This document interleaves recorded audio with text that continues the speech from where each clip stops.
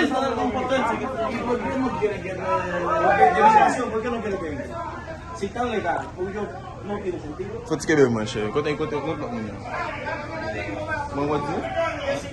papá. Los dominicanos legal como ellos con su cédula lo están llevando. ¿Y ese hecho? Jonathan, Jonathan, ¿lo están llevando? llámale a Jonathan que lo estén acusando.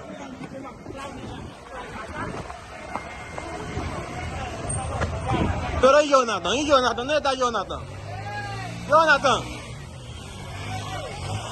¿Y Jonathan? Güey, ¿por qué quieren llevar a Jonathan? Güey, pero eso es dominicano, papá. Güey, pero ese hombre es dominicano. ¿Por qué lo quieren llevar?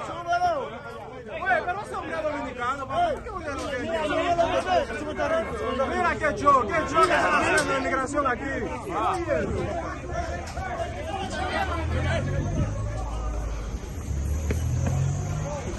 Pero ¿y eso, papá? ¿Ese celular de quién es? Ven también. Pero ¿y eso? ¿Está grabando? ¿Está grabando tampoco? Está preso,